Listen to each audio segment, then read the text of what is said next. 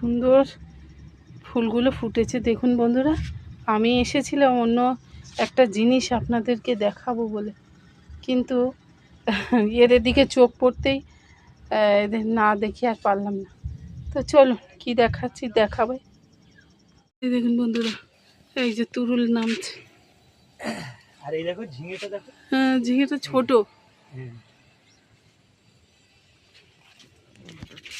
দেখুন এখানে পেরে পেরে রাখছি সব। মেঘ খুব জোর ডাক দিচ্ছে।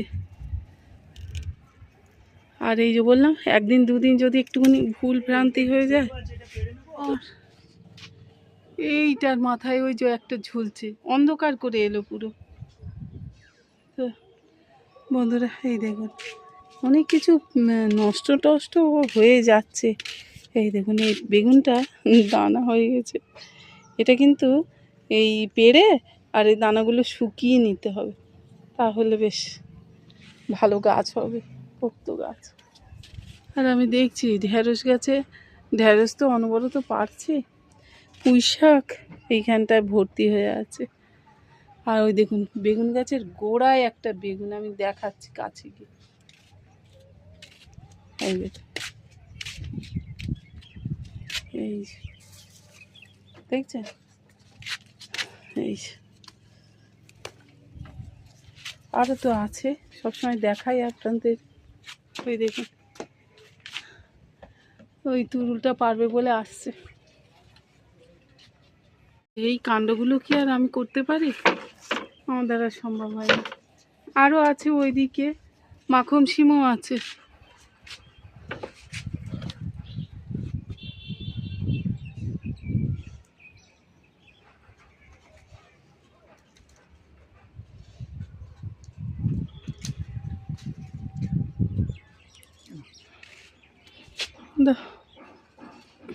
তো বেশ সুন্দর হয়েছে জানেন বন্ধুরা। আর এই দেখুন এখানে সেই ওই জবাটা কি সুন্দর হয়েছে, আবার কতগুলো কুঁড়িও আছে। তো গাছটা ওপরে আনতে বেশ সুন্দর ফুল দিচ্ছে। হ্যাঁ, ও ডাল তো শুকাবে, আবার ইয়ে হবে না। পারো পারো পারো, দেখাও। তো বন্ধুরা ওইটা ওইটা মনে হয় ঠিক টাইম মতো পাড়া হয়েছে। আর ওর উপরেও আর একটা আছে। এই দড়িগুলো সব নষ্ট হয়ে গেছে বৃষ্টিতে। দাও,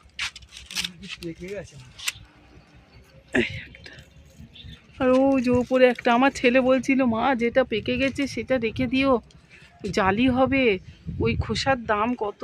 আর এটা খুব সুন্দর একটা স্মুথনেস ভাব থাকে জানেন বন্ধুরা।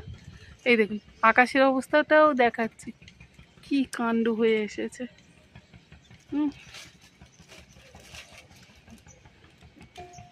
তুমি পারো, দাও। এইগুলো ওই পেকে মতো গেছে, একটু শক্ত হয়ে গেছে। এগুলো এই জালিগুলোও চিবাতে ভালো লাগে। বেশ অনেকগুলোই ঝিঙে হলো, ঝিঙে না সরি তুরুল। এই যে দেখছেন, একটা দুটো তিনটে চারটে পাঁচটা ছটা, আর আপনাদের দাদার হাতে একটা, সাতটা। আচ্ছা, মাখন সিম সেই পালং শাকগুলো মোটামুটি এই হয়েছে। আর সাইডের টবগুলো, এগুলোও কিছু কিছু পরিষ্কার করতে হবে। আর এই দেখুন সবেদা গাছে, কিন্তু এই সবেদা গাছে আবার দিতে হবে। হ্যাঁ, আবার না দিলে কিন্তু হবে না। প্রত্যেকটা দেখুন কত সবেদা ধরেছে, অনেক অনেক সবেদা হয়েছে। তোলো। আর ওই যে আর একজন মাখুম শিম তুলছে। ওই এই একটা তুরুল তো, এই যে এই কোণে থাক বলে ও বড় হয়ে যাবে, তখন আর খেতে ভালো লাগে না। নরম নরম থাকলেই তো বেশি ভালো লাগে খেতে। কই নিয়ে আসো নিয়ে আসো, ছেলে এসেছে, দরজা খুলতে হবে, দাও দেখি। এই দেখুন বন্ধুরা আমাদের ডাব গাছে এই অবস্থা। তো অনেকগুলো ছড়া বলে না কি বলে জানি না, পড়েছে মোটামুটি। তো হ্যাঁ, কি বড় বড়, মানে ওইটা কি হচ্ছে? হ্যাঁ, 1 2 3 4 ওইটা পুরো ফাটছে না, 5 6 কে জানি। আর নতুন গাছটা জানেন বন্ধুরা, এই সবে মানে এই বছরই এই ফুল এলো। তো জানি না কি হবে। আমরা ভীষণ এক্সাইটেড আমাদের ডাব গাছের ডাব দেখে। ডাবের যা দাম বন্ধুরা, কি বলবো, ওই জন্য ডাব হচ্ছে দেখে খুশি হচ্ছে। নিজেদের গাছ থেকে পেড়ে খাওয়ার মজাই আলাদা, তাই না? পুঁই শাকটা আমি সেদিন সেই ডগাগুলো না বন্ধুরা কেটে কেটে আর কুমড়ো চিংড়ি মাছ, এই না কুমড়ো আর মাছের মাথা দিয়ে করেছিলাম, তো দারুণ লেগেছে।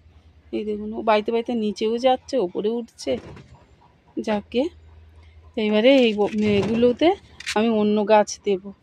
হ্যাঁ, বৃষ্টিটা হয়ে যাক। এই বৃষ্টির মধ্যে বুনলে হবে না, মানে আর মানে কিছুদিন যাক, সপ্তাহখানেক যাক, আবারও কিছু বুনবো।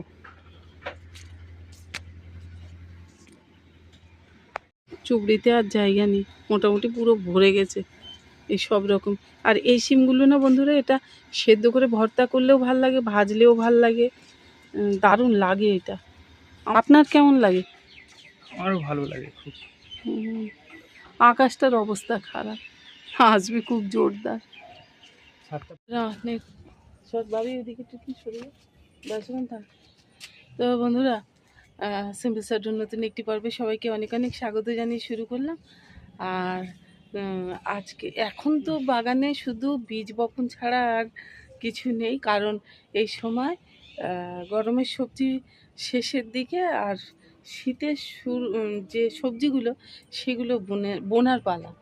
তো কখনো আকাশ দেখছি, কখনো ভয় পাচ্ছি, আবার কখনো ভাবছি তোর বনে দিই না, কি হয় দেখি। তো এই হচ্ছে ব্যাপার বন্ধুরা। আসুন কি করছি দেখাই আপনাদেরকে। ছোটটা ঘুরপাক খাচ্ছে। তো বন্ধুরা এই দেখুন, এই যে মূলো শাক দিয়েছিলাম না, এই মূলো শাকগুলো কি সুন্দর বড় বড় হয়ে গেছে। এদিকে দেখুন লাউ শাকটা, সেই মুখটা ঘুরিয়ে দিয়েছিলাম, ভাড়া আজও হলো না। সেই ভাড়ার উপরেই, কুমড়ো গাছের ভাড়ার উপরে, কুমড়ো গাছটা তো যা খাওয়ার খেয়েছি, আর কিছু তো গোড়ার দিকে শুকিয়ে যায়, সেইটাই হয়েছে। তা ওই ভাড়াটার উপরে গিয়ে উঠেছে। হ্যাঁ, আর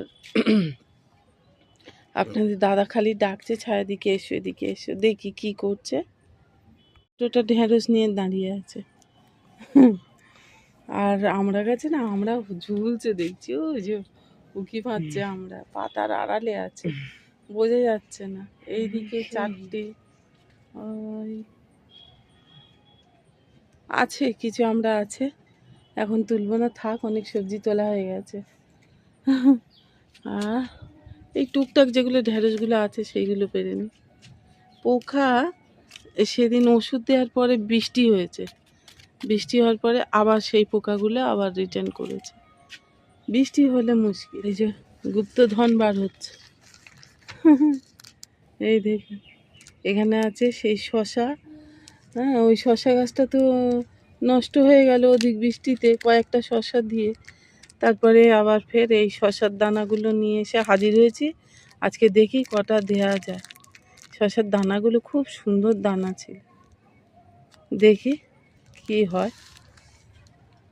এবারে যে পালংয়ের দানাগুলো দিয়েছিলাম, এই দেখুন কি সুন্দর গাছ উঠেছে, দেখছেন?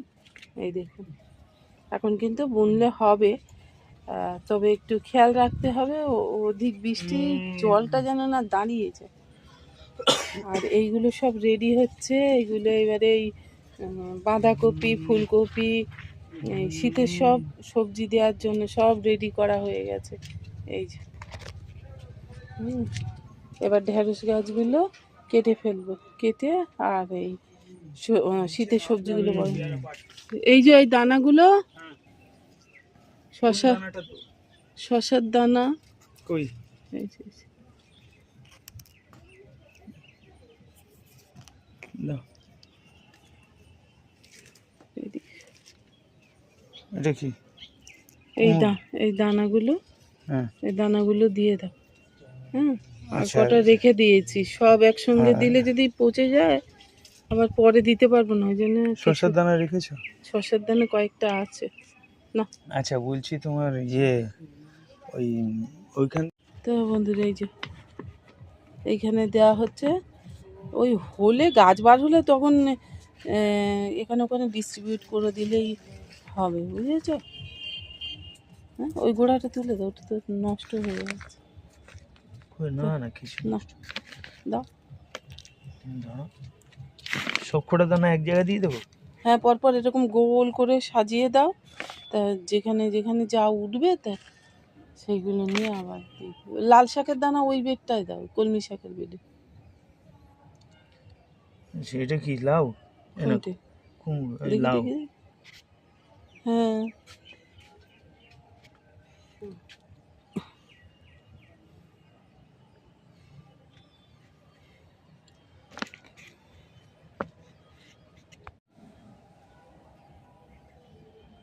দাও।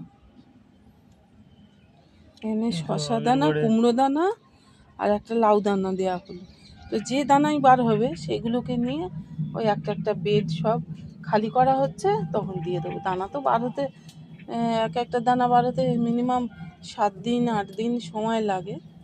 হ্যাঁ, আরও বেশি লাগে কোনো কোনো ক্ষেত্রে। তো যা হবে তার দেখা যাবে। বাবু ছিঁড়িস না। হ্যাঁ, তাড়াতাড়ি না। হুম। তো এর অবস্থা দেখুন, পেয়ারা পেরে বলছে ক্যাচ ধরো।